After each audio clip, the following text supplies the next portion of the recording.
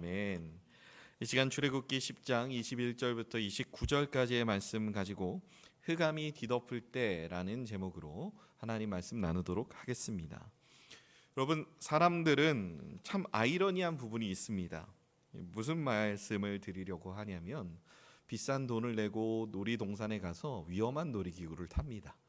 그렇게 위험한 걸 싫어하는 사람들이 위험한 놀이기구를 타고 그것을 굉장히 즐거워합니다. 그리고 이와 유사한 개념으로 무엇이 있냐면, 굳이 돈을 내고 엄청나게 매운 맛집을 가서 땀을 뻘뻘 흘리면서 그 다음날 화장실에 가서 고생할 걸 뻔히 아는데도 매운 맛집에 가서 매운 음식을 돈 주고 먹습니다. 돈 받고도 아니고요. 여러분, 이러한 사람의 심리를 기본적으로 보장된 위험성을 즐기는 그런 심리라고 합니다. 그러니까 내가 어떤 위험한 행동을 해도 이 위험한 행동이 내가 용인할 수 있는, 내가 참아낼 수 있는 수준의 위험성까지만 딱 나에게 위험하고, 그 일정 선을 넘어가지 않을 걸 내가 확실히 신뢰하기 때문에 그 스릴을 즐길 수 있다는 것이죠. 그래서 매운맛을 즐기는 것이나 아니면 놀이기구를 타는 것은 사실 개념상으로는 좀 비슷한 면이 있다고 합니다. 여러분, 사실 매운 맛이 아니죠. 매운 건 맛이 아니라 통증입니다. 그래서 매운 맛을 즐기는 것, 그 기본적으로 통증을 즐기는 건 그 통증을 즐기면서 내게로 오는 희열, 내가 이 매운 걸 먹어서 나에게 통증이 있더라도 내가 이 위험성을 통해 내가 스릴을 즐긴다, 바로 놀이기구를 타는 것과 좀 비슷한 유사한 개념이라고 합니다. 즉 결국은 안전하다는 전제, 내가 이 상황을 직접 통제할 수 있고 내가 원할 때 얼마든지 이 상황을 빠져나갈 수 있다는 전제만 있으면 사람들은 기꺼이 위험한 상황에 자신을 내려놓을 줄 안다는 것이죠. 여름이면 수상 스포츠를 즐긴다거나 아니면 겨울에도 스키나 스노우보드 같은 스포츠를 즐기는 것도 이와 유사한 것이라 할 수 있겠습니다. 우리가 인생을 살아갈 때도 마찬가지입니다. 우리는 내 삶을 통제할 수 있는 나만의 안전바에 빛을 하나씩 쥐고 살아가기를 원합니다. 그래서 그 안전바를 쥐고 살아갔을 때 내 인생이 안전하다는 보장만 있으면 우리는 그 안전한 범위 안에서 최대한의 모험을 즐기고자 하죠. 내 통장에 잔고가 얼마나 있고 내 건강이 나를 얼마나 받쳐주고 나를 도와줄 만한 인맥이 얼마나 있는가, 바로 이런 것들이 있는 한 우리는 우리의 인생 가운데 내 인생에 찾아오는 약간의 시련과 어두움을 그런 대로 편하게 즐기며 살아갈 수 있는 원동력이 생기기 때문인 것이죠. 이 정도 어둠은 내가 통제할 수 있고 얼마든지 내 인생에 이 안전바를 부르는 스위치만 누르면 이 정도는 내가 갖고 있는 것들로 충분히 벗겨낼 수 있다라고 하는 믿음과 확신만 있으면 사람들은 위험한 상황에 빠져도 괜찮다라고 하는 자기 통제력을 기본적으로 잃지를 않는다는 얘기입니다. 그런데 롤러코스터가 수직 낙하할 때 만약 내가 나를 지탱하고 있는 그 안전바가 갑자기 풀려버린다면 여러분, 우리의 마음이 어떻게 되겠습니까? 내가 내 인생에서 안전하다고 여기는 것들이 더 이상 나를 지켜주지 못한다는 판단이 될 때 우리는 굉장히 혼란에 빠질 수밖에 없는 것이죠. 그때부터 위험은 짜릿한 유희를 주는 것이 아니라 그야말로 나를 삼키는 어둠이 되어 버린다는 것입니다. 비슷한 의미에서 그래서 인간은 기본적으로 빛을 굉장히 좋아하고 갈망합니다. 단순히 어두운 것이 무서워서가 아니죠. 빛이 있다는 것은 내가 사물을 식별할 수 있고 길을 예측할 수 있으며 위험을 내가 피할 수 있다는 뜻이기 때문입니다. 기본적으로 사람들이 본능적으로 빛을 좋아하는 이유는 그 빛이 비추이는 상황 가운데 자기 통제성을 가질 수 있다는 것을 의미하기 때문임을 우리는 보게 된다는 것이죠. 내가 내 삶을 주도하고 있다는 감각, 여러분, 그것은 빛이 충분히 내 삶에 주어졌을 때 가능한 것입니다. 그래서 우리는 본능적으로 어둠을 싫어합니다. 어둠이 닥치면 그 통제권을 상실해 버린다라고 여기기 때문이죠. 내가 붙들고 있는 확신이 흔들리고 괜찮다고 믿었던 질서가 흔들리고 촘촘히 세워준 계획이 멈춰설 때 우리는 이 모든 위험의 상황에서 당혹감을 드러낼 수밖에 없는 것입니다. 그런데 여러분, 성경이 말하는 진짜 두려움은 단지 눈앞이 캄캄해지는 것만을 말하지 않습니다. 흑암이 진짜 위험한 이유는 빛 속에 있을 때 보이지 않았던 것들이 어둠 속에서 비로소 드러나기 때문인 것이죠. 빛이 사라지고 나면 우리는 그때 내가 무엇을 진짜 붙들고 있었는가를 알게 됩니다. 내가 스스로 나의 삶을 통제할 수 있다고 믿을 때, 내가 갖고 있는 나의 재산, 내가 갖고 있는 나를 둘러싼 모든 꺼풀이 다 벗겨지고 났을 때, 내가 갖고 있는 모든 인맥과 내가 갖고 있는 모든 것들이 더 이상 나를 지켜줄 수 없다고 믿는 그 순간, 사실은 나는 내 주변에 그 나를 둘러싸고 있는 것들을 내가 강하게 의지하고 있었다는 사실을 안 순간, 그때 비로소 나 자신의 한계를 보게 되는 것이죠. 나의 바닥을 경험하게 된다는 것입니다. 내 안전을 지탱하고 있는 실체가 무엇인가, 내가 정말 속해 있는 것은 어떤 존재였는가 라고 하는 걸 그때서야 비로소 알게 된다는 것이죠. 오늘 우리가 마주한 출애굽기 10장의 본문은 애굽에 내린 9번째 재앙, 곧 흑암의 재앙을 말하고 있습니다. 성경은 이 어둠을 더듬을 만한 흑암이라고 말합니다. 쉽게 말해 단순히 구름이 낀 정도가 아니라 뭔가 내가 앞길을 갈 때 아니면 옆을 갈 때 조금이라도 이동을 할 때 더듬더듬하면서 조심스레 갈 만한, 내 눈에 웬만한 사물이 제대로 식별되지 않는 그런 상황을 말하고 있다는 것입니다. 빛이라는 존재 자체가 차단된 인간의 모든 감각을 삼켜버리고 영혼을 짓눌러버리는 절대적인 흑암의 재앙이 지금 이 애굽 땅 전체에 임했음을 우리는 보게 된다는 것입니다. 빛이라는 존재 자체, 이 존재를 차단시켜버린 하나님의 본의는 무엇일까요?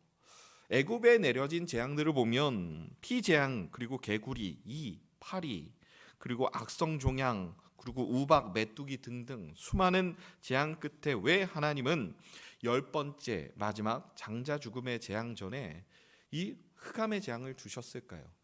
반대로 생각해 보면 이전까지 있었던 재앙들에 비해서는 조금 난이도가 쉬운 것처럼 보이기도 합니다. 그냥 그 자리에 머물러 있으면 인명피해나 다른 손해 같은 건 안 일어나니까요. 그런데 이 9번째 재앙의 흑암의 재앙을 허락하신 이유를 우리는 하나하나 따져보며 하나님의 뜻을 오늘 본문을 통해 살펴볼 필요가 있습니다.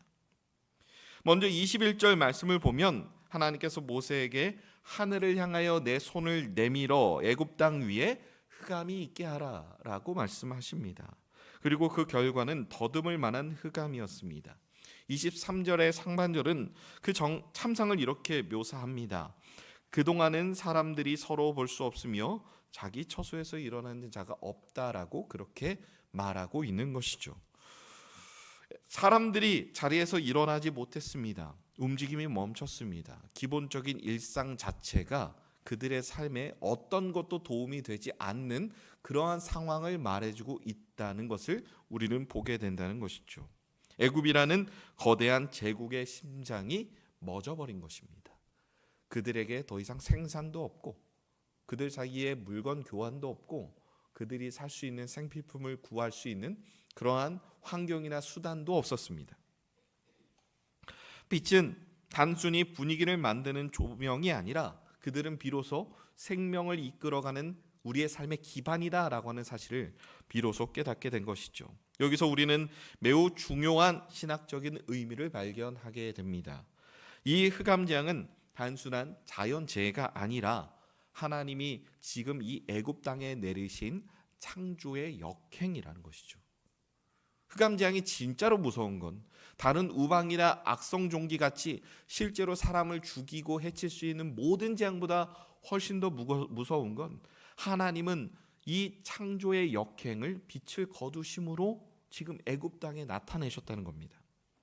창세기 1장을 여러분 우리가 생각해 보면 하나님은 태초에 혼돈과 공허 그리고 흑암이 깊은 위에 있을 때 가장 먼저 빛이 있으라라고 하는 말씀으로 이 땅을 창조하셨습니다. 즉 첫 번째 창조의 시작을 알리는 그 시초가 바로 빛의 창조였다는 것입니다. 그런데 하나님은 오늘 이 창조의 질서를 되감게 하고 계심을 우리는 보게 된다는 것이죠. 빛이 있으라 하셨던 하나님이 지금 이제는 빛을 거두고 계십니다. 하나님이 빛을 거두신다는 건 창조주로서 질서를 회수하시는 그런 행위입니다. 그 빛을 거두심으로 인해서 상황이 어떻게 됐습니까? 이 땅이 창조되기 전의 상태로 돌아갔죠. 흑암이 깊은 이에 있고 땅이 혼돈하고 공허했다. 사람들은 모든 질서를 다 잃어버리고 그리고 흑암이 깊음 위에 있음으로 인해 그들의 모든 삶이 공허해져 버렸습니다. 바쁨으로 그리고 그들이 마치 자기의 삶의 모든 일정들을 다 소화함으로 열심히 채워놨던 그 모든 것들이 아무런 의미가 없어져 버렸다는 것입니다. 내가 쌓아왔던 부와 내가 거느리고 있는 사람들 다 아무짝에도 쓸모 없어져 버렸습니다. 혼돈해 버렸고 그리고 공허해 버렸고 빛이 없으므로 그들의 모든 삶이 마비가 됐다는 것이죠. 여러분, 이 빛을 거두심은 어떤 이유입니까? 바로가 하나님의 말씀에 순종만 하면 됐는데 그가 항복했던 것처럼 그저 단순히 이스라엘 백성들을 하나님이 말씀하신 대로 보내주기만 하면 됐는데 그는 몇 번이나 자신의 약속을 거둡니다. 바로 이러한 죄악 때문에 하나님은 끝끝내 이 흑암이라는 재앙에까지 애굽 백성들을 이끌어 가신 것이죠. 여러분, 죄는 단순히 실수나 어떤 상황에 내가 놓여 있어서 우연히 저지르는 그런 행동이 아닙니다. 여기서 말하는 죄는 윤리적인 단순한 실수가 아니라 창조주 하나님을 향한 반역이라 할 수 있죠. 하나님이 만드신 질서를 거부하고 스스로 내가 이스라엘 백성들을 다스리는 주인이 되겠다라고 하는 이 바로의 의지 자체가 하나님 앞에서 굉장히 악하게 비춰지고 있다는 것입니다. 피조물이 창조주를 거역할 때 하나님은 그 세계를 지탱하던 은혜의 빛을 거두어 가십니다. 여러분, 이것이 바로 심판인 것이죠. 질서가 무너지고 혼돈이 찾아오는 것, 그것이 바로 죄의 삭신, 사망이 주어지는 것입니다. 또한 이 흑암은 우상의 붕괴를 의미합니다. 당시 애굽은 최고의 신이었던 태양신 라를 두고 있었습니다. 그도 그럴 것이, 여러분, 파라오라고 하는 이름 자체가 태양신 라의 아들이라는 의미이기 때문입니다. 이 태양신의 존재는 애굽을 지탱하는 굉장히 상징적인 존재이고 의미였기 때문인 것이죠. 그들에게 그래서 태양은 단순히 자연 현상으로 그들에게 매일매일 떴다 졌다 하는 그런 물건 자체가 아니었습니다.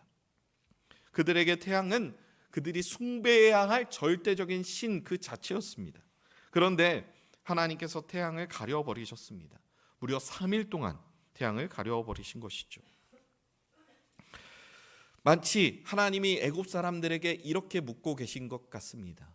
너희를 지켜주던 태양신이 지금 어디에 있느냐라고 말이죠. 너희의 풍요를 약속했던 그 태양신이 지금 너희를 구원할 수 있느냐라고 물어보고 계시는 것처럼 느껴진다는 겁니다. 이 질문은 오늘날 우리에게도 동일하게 날아옵니다. 여러분, 태양신이란 애굽 백성들에게 내가 의지하는 최고의 신입니다. 바로 우상이라는 말입니다. 여러분, 우리의 삶에 내가 하나님을 가장 사랑하고 하나님을 내가 최고의 신으로 모시고 섬긴다라고 말하지만 우리는 내가 모르는 사이에도 그리고 내가 인지하고 있고 고의적으로 행하는 그 모든 상황에도 내 우상을 우리는 따로 만들어 섬길 수 있습니다. 내가 가장 의지하는 것, 통장의 잔고, 그리고 내가 다니고 있는 탄탄한 직장, 그리고 내가 쌓아왔던 모든 인맥과 가정과 건강과 모든 경험들, 이 모든 것들이 흑암 가운데 나를 비춰줄 것이라 우리는 생각하고 이런 것들을 안전하게 차곡차곡 쌓아 나가는 것이 우리의 인생의 최고의 성공이라 여기지만 여러분, 때때로 예상치 못한 흑암은 이 모든 것들이 사실은 아무런 의미가 없음을 우리에게 말해줍니다. 애굽 사람들이 탄탄하게 쌓아왔던 그 모든 세상의 것들이 지금 흑암이 깊음 위에 머물러 있는 이 상황에 애굽 사람들에게 도대체 어떤 도움이 되고 있습니까? 그들의 모든 최선을 다하여 태양신을 숭배했던 그 숭배의 흔적들이 적어도 지금은 그들에게 아무런 도움이 되지 않고 있는 이 상황을 우리는 목격하게 된다는 겁니다. 마치 우리가 나만의 우상을 위하여 그렇게 많은 에너지를 쏟았음에도 불구하고 내 삶에 흑암의 재앙이 임했을 때, 그 어떤 것도 보이지 않는 그런 흑암이 깊음 위에 있는 고난이 나의 삶에 임했을 때 이 모든 것들이 나에게 하나도 도움이 되지 않는다는 걸 깨달은 것처럼 말입니다. 여러분, 때때로 우리에게 흑암이 임할 때마다 우리는 한 번씩 깨닫게 되는 것이죠. 내가 하나님을 믿는다고 고백했지만 사실은 내가 무엇을 붙들고 있었는가? 사실은 내가 제일 의지했던 것이 무엇이었는가? 그래서 하나님은 때때로 우리의 인생에 흑암을 허락하시는 것입니다. 우리를 괴롭히고자 하시는 바가 아닙니다. 우리가 빛을 보고 나의 삶의 길을, 나의 빛 대신 예수 그리스도를 따라가고 내 길에 비친 그 말씀을 향해 나아간다고 고백하고 나도 그런 줄 알았지만 때때로 내 삶에 임한 어둠을 통해서 우리는 알게 되는 것입니다. 나의 삶에 내가 의지하고 있던 가짜 빛이 무엇인가? 하나님이 빛을 거두어가 버리시면 아무것도 보이지 않게 되는, 사실 내가 의지하고 있었던 것이 무엇인가를 우리는 보게 된다는 것입니다. 제가 예전에 다큐멘터리 3일이라는 다큐멘터리를 봤을 때 거기에 나온 한 청년의 이야기가 저의 심금을 울린 적이 있었습니다. 마치 시를 쓰는 듯한 그 청년의 한마디가 무엇이었냐면, 기차를 타고 있는 그 상황에서 제작진에게 그런 말을 하는 겁니다. 저는 기차를 통해서 제 인생을 경험합니다. 기차를 타고 있으면 내가 정말 똑바른 한 길로 곧바로 가는 것 같지만 기차의 맨 뒷칸을 가서 내가 지나온 기찻길을 보면 그렇게 길이 꼬불꼬불할 수 없다는 겁니다. 내가 생각했을 땐 내 길이 바르고 곧게 가는 것 같지만 사실은 내 길 가운데 내가 생각지도 못한 죄악의 문제가 나를 집어삼킬 수 있는 것이 연약한 인간의 인생이라는 것이죠.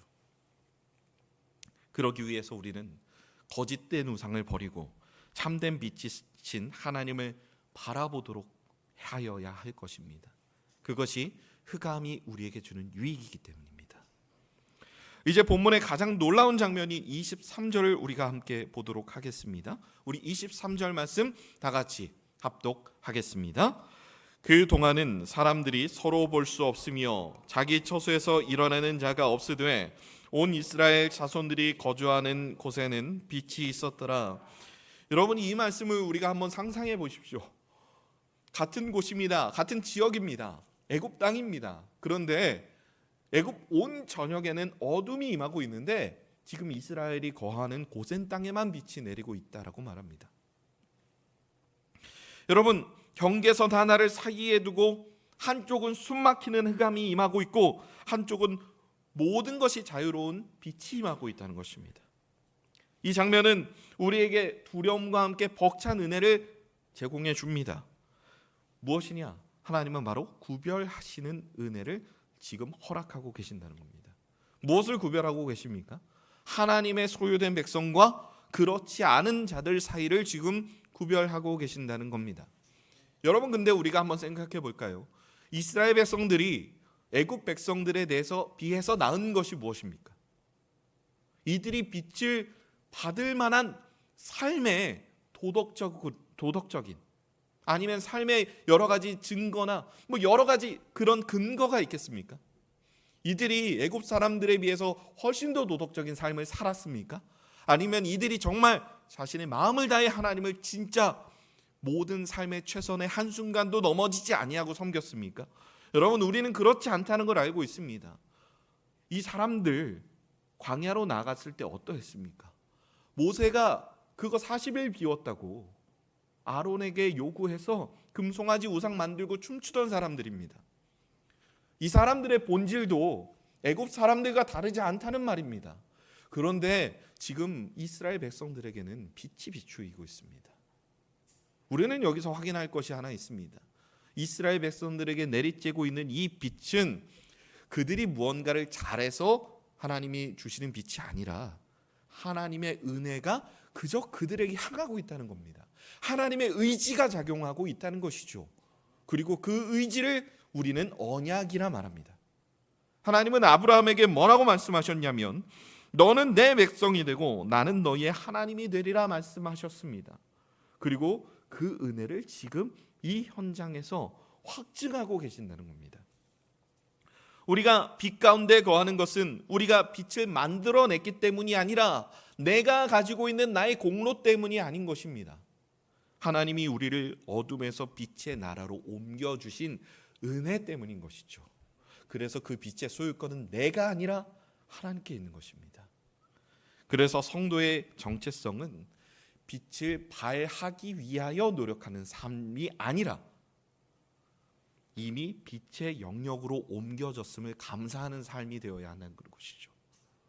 내가 나의 빛을 사람들에게 비추는 삶이 아니라 내게 비추인 빛을 그대로 반사시킬 삶을 살아야 한다는 것입니다. 그러므로 오늘 이 흑암의 시대를 살아가는 저와 여러분의 삶 가운데 우리의 빛의 근거를 우리의 어떠함으로 두지 않았으면 좋겠습니다. 요즘 내가 기도를 많이 해서, 내가 봉사를 많이 해서, 내가 착한 일을 많이 해서 빛 가운데 있는 게 아니죠. 오직 예수 그리스도의 보혈의 공로로 말미암아 창세 전부터 우리를 계획하시고 구별하신 그 불가항력적인 은혜가 고센 땅에 빛이 비추이는 것처럼 그저 우리에게 비추이고 있기 때문입니다. 약속 때문에, 언약 때문에 그저 우리를 향해 그 빛을 비추고 계신다는 것이죠. 이 구별의 은혜에 감격하는 저와 여러분이 되시길 바랍니다. 흑암이 짙어지자 견디다 못한 바로가 모세를 불러 타협안을 제시합니다. 오늘 본문 24절 말씀인데요. 우리 24절 말씀 다 같이 합독하겠습니다. 바로가 모세를 불러 이르되 너희는 가서 여호와를 섬기되 너희의 양과 소는 머물러 두고 너희 어린 것들은 너희와 함께 갈지니라. 여러분 말씀을 보면 바로가 와 진짜 많이 양보했네라고 우리가 착각하며 이 말씀을 볼 수도 있습니다. 여러분 이 바로가 얼마나 지금 가머니설에 능한 사람이냐면 보내주겠다. 그래 가서 예배 드려라. 가족들도 다 데리고 가라. 그런데 조건이 하나 붙죠. 바로 양과 소는 두고 가라는 것입니다.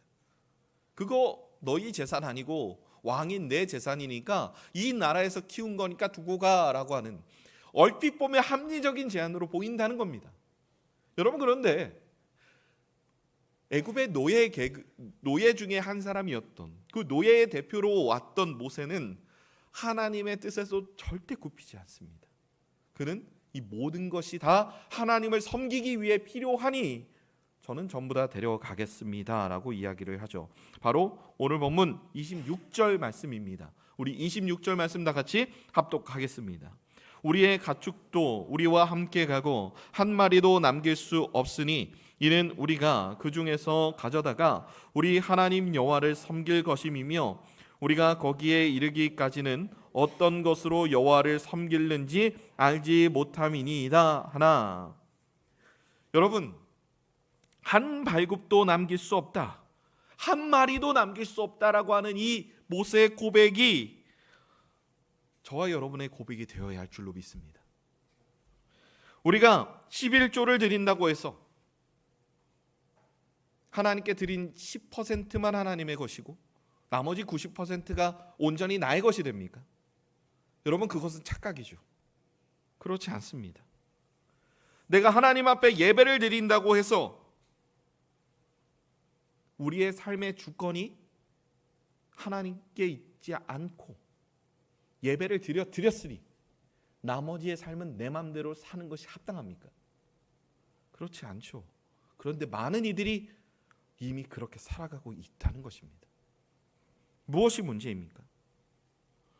나의 시간, 나의 재정, 나의 자녀, 나의 미래, 나의 가장 은밀한 사생활까지 이 모든 것의 주인이 바뀌는 근원이 바로 구원임에도 불구하고 우리는 하나님의 도움의 손길이 필요한 부분은 하나님께 적극적으로 아뢰드리되 내가 충분히 즐기고 있는 나의 삶의 영역은 하나님이 침범하기를 원하지 않습니다. 여러분, 그것이 연약한 인간의 본질인 것이죠. 적당히 타협하며 믿는 삶. 그런데 여러분, 성경을 볼까요? 모세가 거절하자 바로의 반응이 어떻습니까? 여호와께서 바로의 마음을 완악하게 하셨다라고 말합니다. 여러분, 여기서 말하는 완악하게 하셨다라는 표현이 무엇입니까? 바로 바로의 마음을 악한 그대로 내버려 두셨다는 겁니다. 로마서 1장에 이 표현과 똑같은 표현이 나오는데요. 여러분, 이 표현 자체가 어떤 신학자는 마치 급류에서 그저 나무 막대기 하나 잘 잡고 버티고 있는 그 사람을 향해 하나님이 발기질을 통해서 그 사람을 절벽 아래로 떨어뜨리는 모습과 같다라고 표현을 합니다. 여러분, 하나님의 유기 내버려 두시면 바로 이런 것이죠. 그 사람이 적극적으로 죄로 달려갈 수 있도록 내버려 두시는 것. 이것이 지금 바로의 마음이라는 것입니다. 죄인이 회개하지 않고 고집을 피울 때 하나님은 그 죄인을 그저 내버려 두심으로 심판으로 빨리 달려갈 수 있도록 그의 길을 안전하게 열어두십니다. 정말로 무서운 심판인 것이죠. 흑암의 때에 여러분, 인간은 두 갈래 길 앞에 섭니다. 흑암을 보고 두려워하며 엎드려 설 것인가, 회개할 것인가, 아니면 바로처럼 더 완악해져서 끝까지 내 것을 움켜쥘 것인가. 예를 들어 이런 것이죠. 하나님, 내가 하나님을 믿고 하나님께 최선을 다하여 하나님은 섬기겠습니다. 그런데 하나님, 제가 비즈니스를 하다 보니 이 세상 정직하게만 살면 손해봅니다. 나 하나님께 정말 많은 것 드릴 테니 하나님, 내가 이렇게 하더라도 나의 비즈니스 눈 감아 주시옵소서. 하나님, 내가 하나님께 정말 소중한 모든 것 다 충분히 드릴 테니 내가 갖고 있는 이 모든 것들 내 마음대로 사용해도 괜찮지 않습니까? 마치 이렇게 고백하고 있는 것과 같은 바로의 모습을 우리는 보게 된다는 것입니다. 바로는 바로 그 유혹으로 우리를 초대하고 있다는 것입니다. 2번만 넘어가자. 다음에 순종하자. 이 양과 소는 내 노후 대책이니 건드리지 마라. 이런 타협이 반복되면 우리의 마음은 점차 굳어집니다. 왜 굳어질까요? 여러분, 우리는 하나님 앞에 언제나 할례된 마음을 갖고 있어야 합니다. 즉, 죄에 대해서 민감하여 내가 죄를 지을 때마다 하나님 앞에 찢어지는 아픈 마음을 갖고 있어야 한다는 겁니다. 여러분, 저는 이 강대상에서 여러분들에게 죄 하나도 짓지 않는 완벽한 삶을 사십시오라고 말씀드리는 게 아닙니다. 죄 지을 수 있습니다. 연약한 인간이니까요. 그런데 우리에게 가장 중요한 건 뭐냐면 죄를 지을 때마다 찢어지는 아픈 마음을 그대로 간직하고 있어야 된다는 겁니다. 여러분, 기타를 배울 때도 그리고 일을 할 때도 그 일을 할 때 고통에 무뎌지는 것, 그리고 기타를 칠 때 고통이 무뎌지는 것엔 공통점이 있습니다. 그 부위에 굳은 살이 배긴다는 거죠. 우리의 마음에 굳은 살이 배기면 안 됩니다. 죄를 지을 때마다 아파해야 합니다. 여러분, 그것이 오늘 말씀이 우리에게 주고 있는 정말 중요한 결단이 되어야 한다는 것입니다. 성도 여러분, 이제 말씀을 복음의 절정으로 한번 옮겨보도록 하겠습니다. 출애굽기의 흑암 재앙은 여러분 그 자체로 끝나지 않습니다. 흑암 뒤에 무엇이 있습니까? 바로 10번째 재앙, 장자 죽음의 재앙이 이어지고 있는 것이죠. 흑암은 죽음의 전조였습니다. 그런데 신약 성경을 보면 이 출애굽기의 패턴이 놀랍게 반복되는 모습을 보게 됩니다. 여러분, 언제입니까?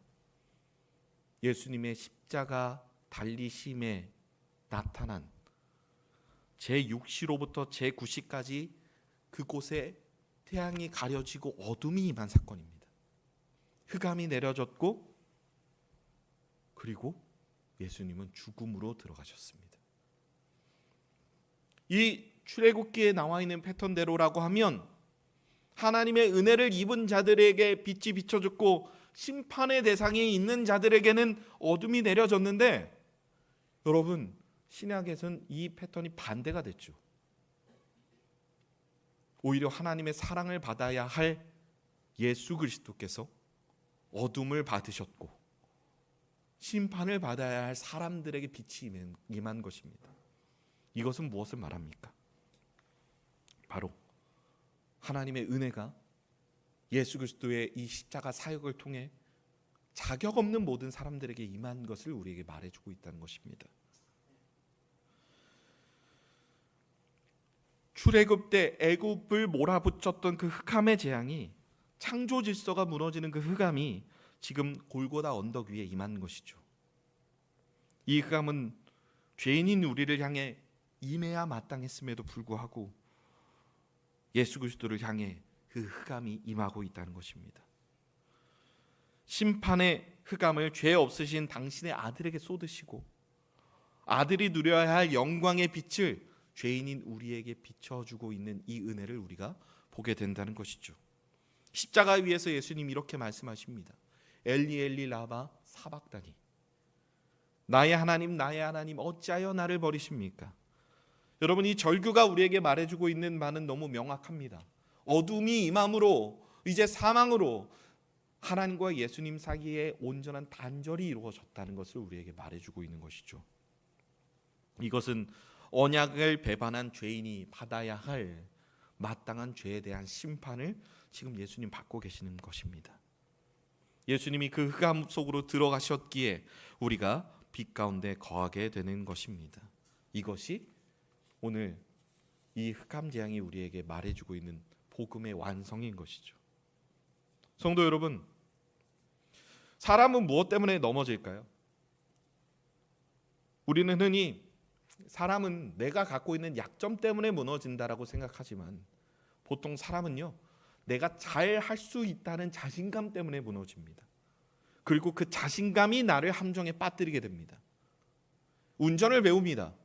여러분, 운전을 배우고 초보 운전 때는 사고가 나지 않습니다. 잘. 그런데 보통 언제 사고가 처음 납니까? 나 이제 어느 정도 운전할 줄 알아라고 여기는 순간 여기저기 긁기 시작하고 부딪히기 시작하는 거죠.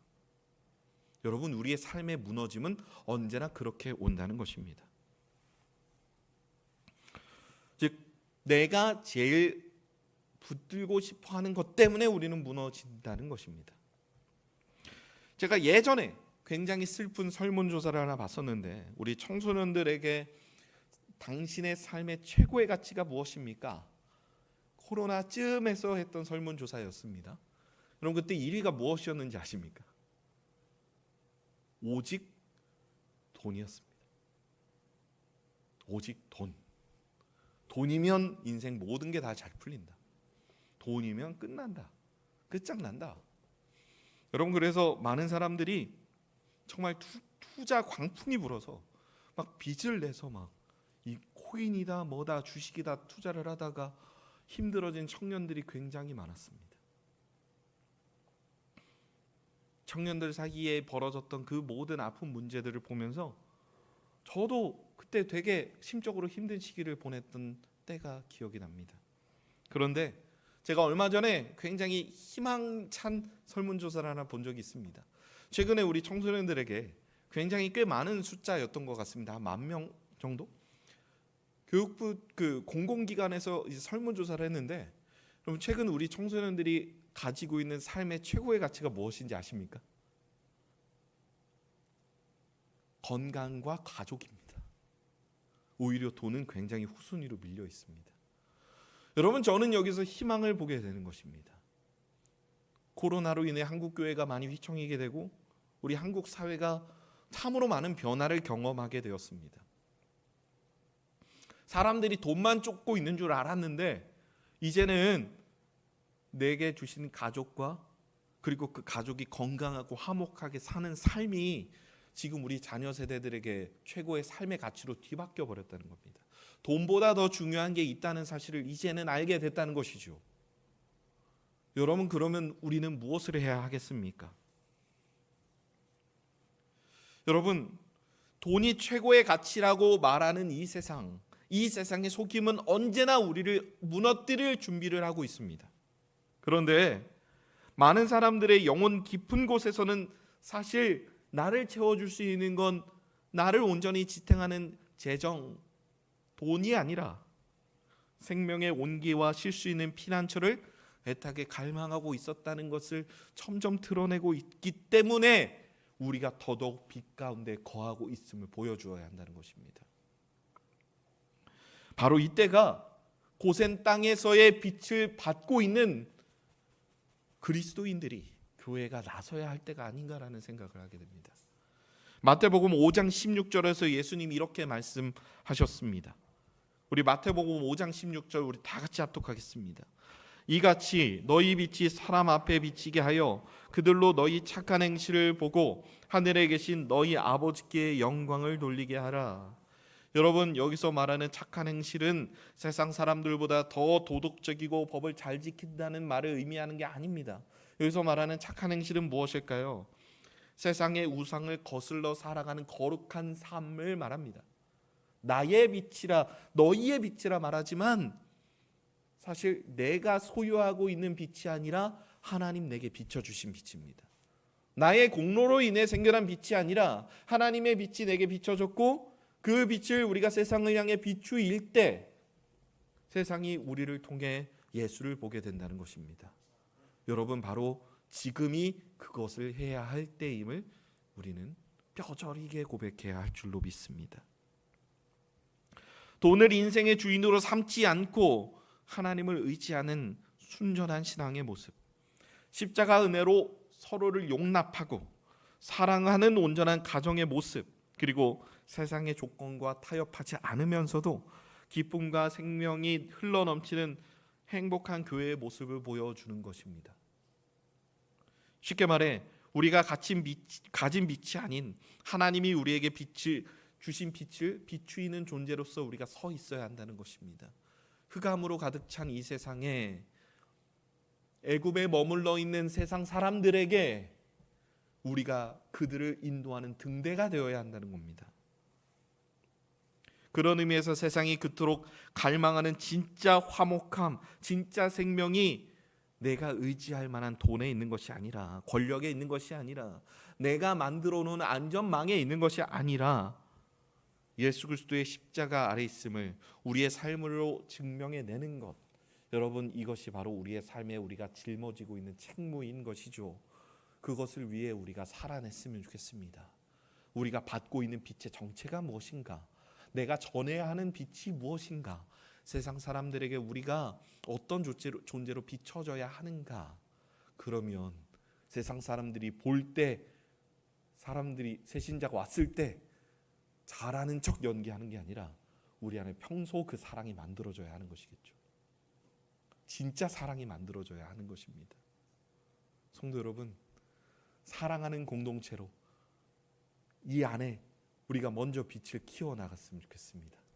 놀랍게도 그 빛을 키워나가면 하나님은 그 빛의 사랑을 누릴 사람들을 보내주신다고 저는 확신합니다.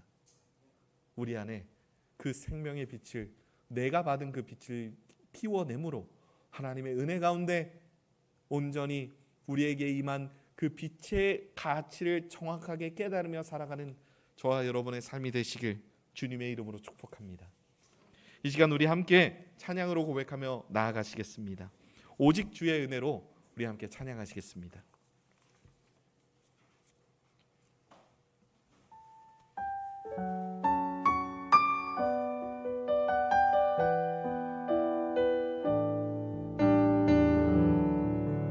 오직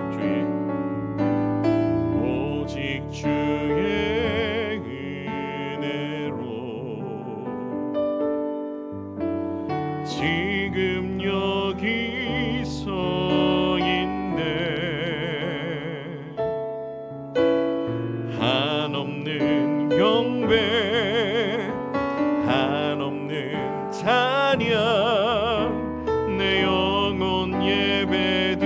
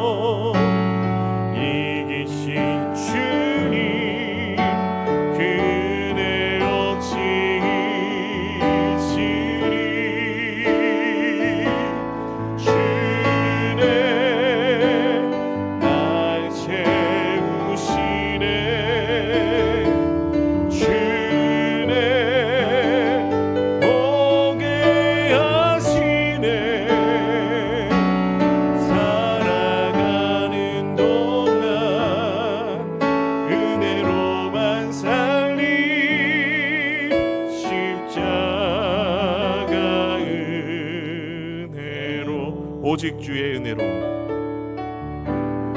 오직 주의 은혜로 지금 여기 서 있네. 한없는 경배, 한없는 찬양, 내 영혼 예배드리네.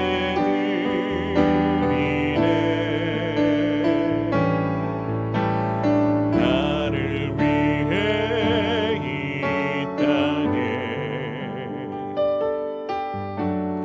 오신 주의 그 은혜, 십자가 고통 이기신 주님, 그 은혜 어찌 잊으리.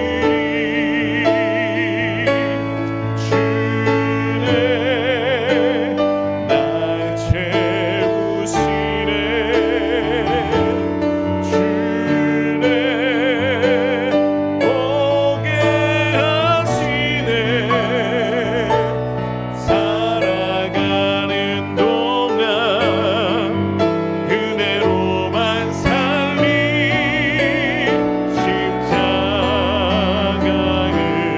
은혜로 주네 날 채우시네.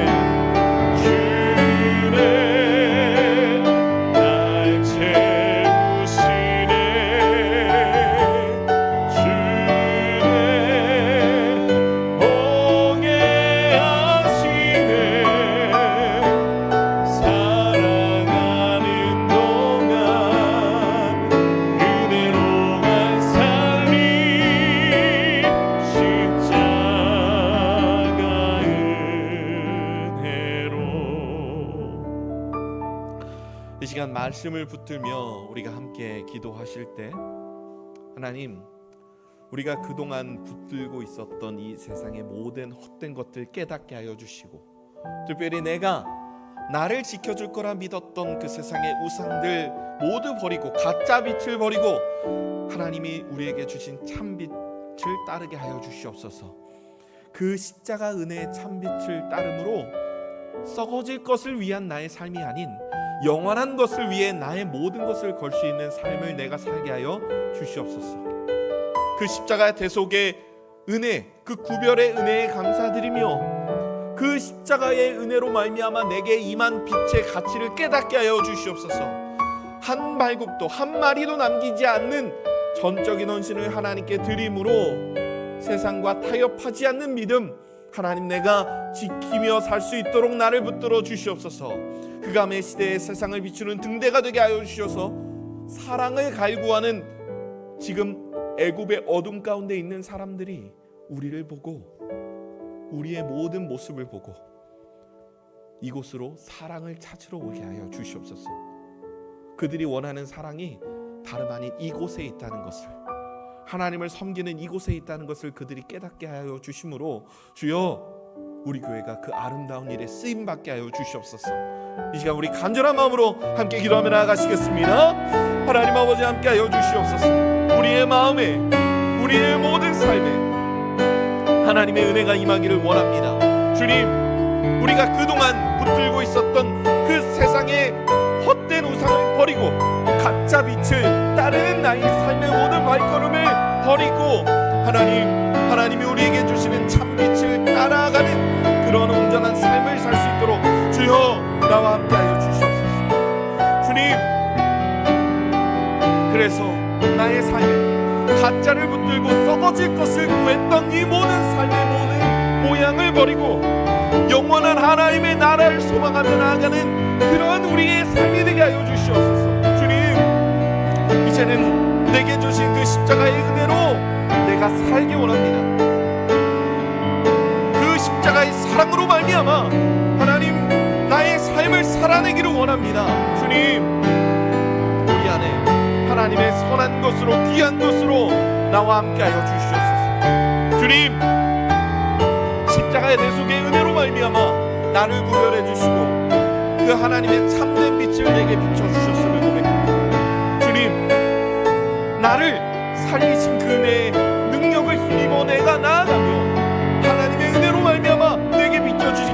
하나님의 가치를 언제나 지키게 하여 주시옵소서.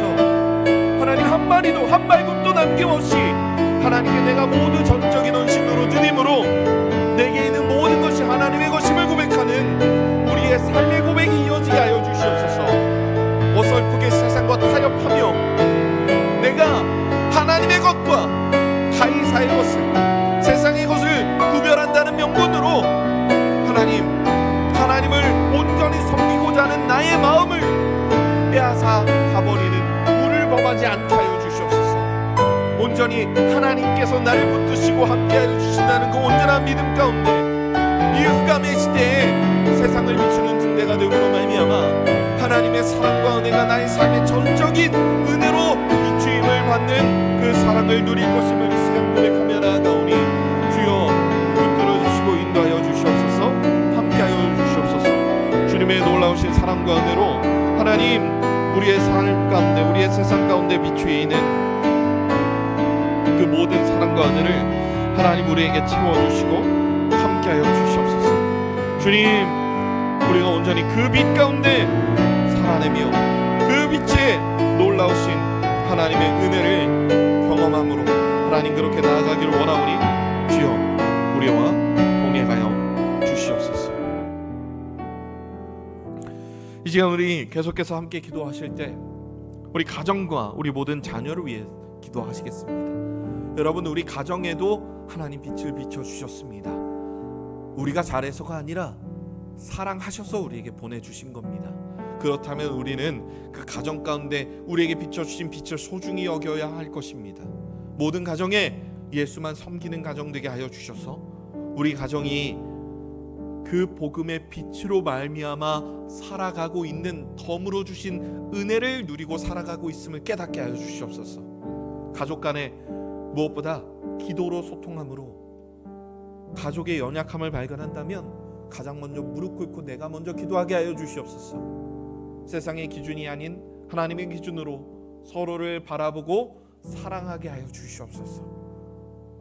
함께함의 소중함을 느끼게 하여 주시고 하나 되게 하심을 더욱 힘써 지킴으로 하나님의 은혜가, 하나님의 그 빛이 우리에게 임함으로 세상이 우리를 보고 그 가족 안에서의 소중한 빛의 그 은혜를 경험할 수 있게 도와달라고 이제 우리 간절한 마음으로 함께 기도하며 나아가시겠습니다.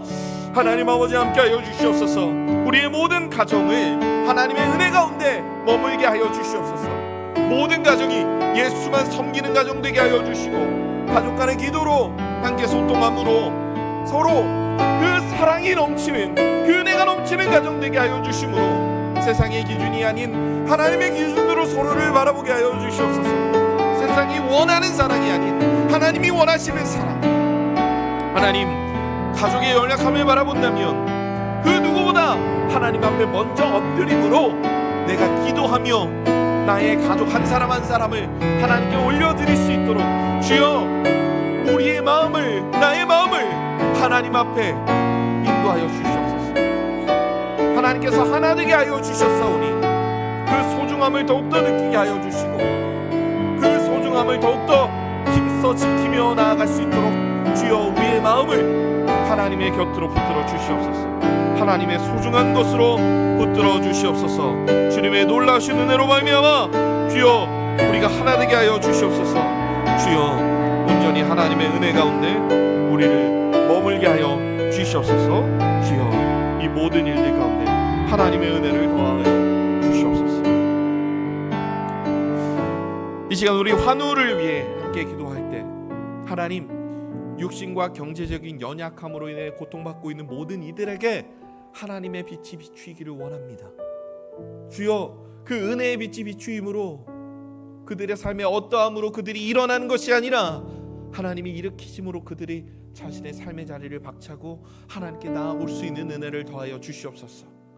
기도 가운데 역사하시는 은혜를 경험케 하여 주심으로 우리가 환우들을 위하여 간절히 기도하는 그 모든 기도의 간구를 하나님 귀 기울여 들어 주시옵소서. 질병과 좋지 않은 상황으로 연약해져 있는 이들의 마음을 붙들어 주심으로 그 질병이 장기화가 되며 어려운 상황이 장기화가 됨에 따라 하나님이 아닌 다른 것들을 의지하려고 하는 그 모든 마음을 다시 하나님께로 돌이켜 주시옵소서.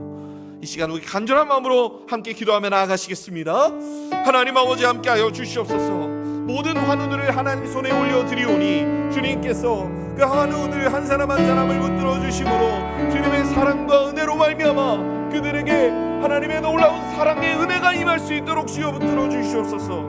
주여 그들의 모든 연약한 상황을 하나님 아시오니 그들의 모든 아픔을 하나님 아시오니 하나님 그들을 위로하여 주시고 치유하여 주시고 하나님 다른 어떤 것 아닌 그들이 하나님의 은혜의 빛을 받은 사람으로 하나님 앞에 바로 설 수 있게 도와주시옵소서. 하나님을 찾는 일에 더욱더 전심전력하여 하나님 나를 찾아오시는 하나님의 은혜, 나와 함께 하시는 하나님의 은혜를 고백하며 하나님의 그 모든 사랑의 은혜를 하나님 그 각자의 삶의 자리에서 경험할 수 있도록 주여 붙들어 주시옵소서. 주님께서 함께하여 주시고 인도하여 주시옵소서. 주님의 놀라우신 은혜로 하나님 우리가 함께 이렇게 환우들을 위하여 간절히 기도하는 이 기도의 간구를 하나님 귀 기울여 들어주시고 하나님께서 속히 그들을 치유하여 주시고 하나님 앞에 바로 설 수 있는 은혜를 하나님 허락하여 주실 줄 믿습니다. 하나님 상황이 장기화됨에 따라 하나님의 은혜가 아닌 다른 것들을 의지하고 싶은 하나님 그 마음이 들 때마다 하나님 그 마음의 연약함을 그 어떤 악한 것이 침투하지 않도록 하나님께서 그 마음 가운데 보호하여 주시고 주님의 선한 것으로 채워주시옵소서. 주님께서 늘 함께하여 주시고 주님의 사랑과 은혜로 말미암아 모든 환우들을 지켜주시며 하나님께서 모든 환우들의 인생 가운데 친히 함께하여 주심을 잊지 않도록 주여 끝까지 붙들어 주시는 은혜로 말미암아 그들과 동행하여 주시옵소서. 주님 함께하여 주시고 붙들어 주시옵소서. 이 시간 교회를 위하여 함께 기도하실 때 특별히 담임 목사님에게 하나님 영육의 강건함 그리고 또한 성령 충만함을 허락하여 주심으로 말씀을 준비하시고 사역을 하시는 모든 과정 가운데 하나님의 은혜 충만케 하여 주시옵소서. 부교역자들을 붙드셔서 교회의 하나됨을 위하여 우리를 부르셨고 우리를 축복의 통로로 하나님께서 더욱 사용하여 주시옵소서. 111 기도운동으로 우리 교회가 하나된 기도의 목소리를 통해 그렇게 나아갈 수 있도록 이 기도가 정말 우리 교회를 살리고 우리 영혼을 살리고 우리 교회가 더 하나님이 기뻐하시는 교회로 나아갈 수 있는 하나님이 주신 은혜의 통로임을 기억하고 더욱더 기도에 전심전력할 수 있게 도와주시옵소서. 모든 예배와 모임을 통해 하나님을 사랑하는 마음이 날로 이곳 가운데 커져나가게 하여 주시고 서로를 향한 사랑이 드러날 수 있도록 주여 붙들어 주시옵소서. 이 시간 우리 간절한 마음으로 함께 기도하며 나아가시겠습니다. 하나님 아버지 함께하여 주시옵소서. 주님의 놀라우신 사랑을 우리에게 부어주심으로 하나님 우리 서울남부교회에 임한 하나님의 놀라우신 사랑의 은혜를 우리가 경험하며 나아갈 수 있도록 주여 붙들어 주시옵소서. 주님께서 우리 서울남부교회에 세우신 담임 목사님에게 영육간의 강건함과 성령 충만함을 허락하여 주심으로 감당하시는 모든 사역 가운데 하나님의 충만한 은혜가 임할 수 있도록 주여 붙들어 주시옵고 주여 특별히 함께 부르신 우리 모든 부교역자 한 분 한 분에게 하나님의 놀라우신 은혜가 임함으로 하나님 우리를 하나 되게 하신 은혜를 힘써 지키는 하나님 우리의 모든 사역이 될 수 있도록 주여 붙들어 주시옵소서. 주님 111 기도운동을 통해 우리 서울남부교회가 하나님 앞에 하나가 되기를 원합니다. 우리를 하나로 묶어주신 이 아름다운 축복의 통로를 우리가 온전히 마음껏 사용함으로 말미암아 기도할 때 더욱 우리가 하나된 마음으로 하나님 앞에 고백하며 그 은혜를 고백하며 나아갈 수 있게 도와주시고 모든 기도의 시간을 통해 하나님 우리를 하나로 부르신 하나님의 사랑을 더욱더 충만히 경험할 수 있도록 붙들어 주시옵소서. 하나님 우리가 하나님 앞에 모이고 예배하고 우리가 함께 드리는 모든 예배와 모임을 통해 하나님을 사랑하는 마음이 날로 자라게 하여 주시옵소서. 예배를 통해 하나님의 사랑을 경험하고 목장 모임을 통해 우리 형제를 자매를 이웃을 향한 사랑이 날로 커지게 하여 주시어서 사랑이 넘치는 서울남부교회 되게 하여 주시고 은혜가 넘치는 서울남부교회 되게 하여 주시옵소서. 그 사랑 안에 더욱더 은혜로 말미암아 자라나가는 우리 서울남부교회가 되게 하여 주시므로 하나님의 사랑과 은혜가 넘치게 하여 주시옵소서. 주님께서 이 모든 과정 가운데 친히 함께하여 주시고 역사하여 주실 줄 고백하며 나아갑니다. 주님, 은혜 내려 주시옵소서. 주와 함께하여 주시옵소서. 이 시간 우리 함께 부르신 곳에서 찬양으로 고백하며 나아가시겠습니다.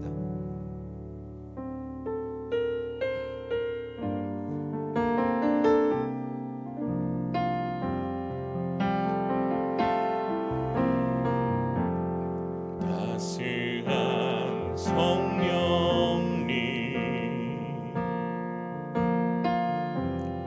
마음으로 보내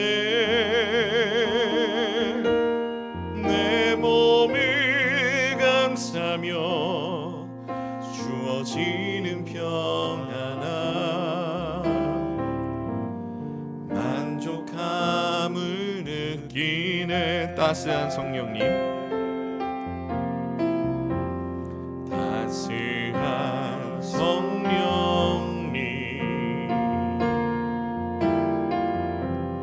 마음으로 보내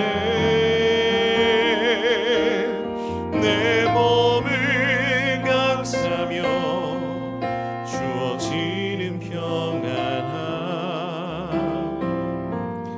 만족함을 느끼네. 부르신 곳에서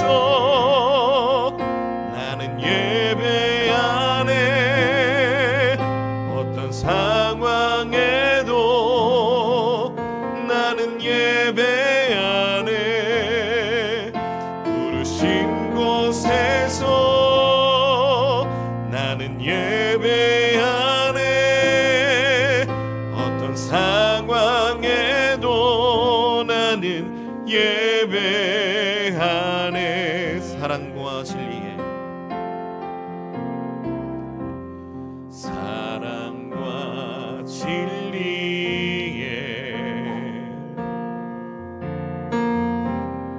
한 줄기 빛 보내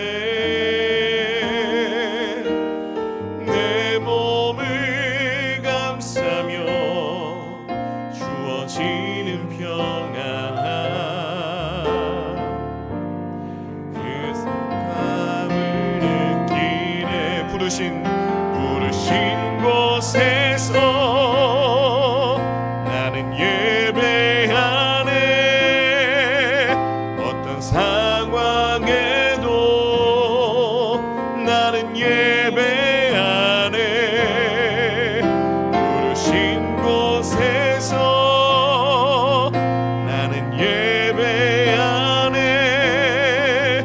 어떤 상황에도 나는 예배하네. 내가 걸어갈 때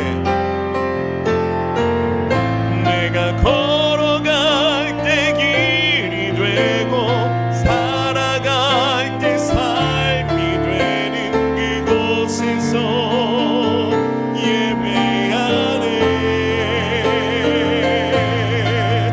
내가 걸어갈 때 길이 되고 살아갈 때 삶이 되는 그곳에서 예배하네.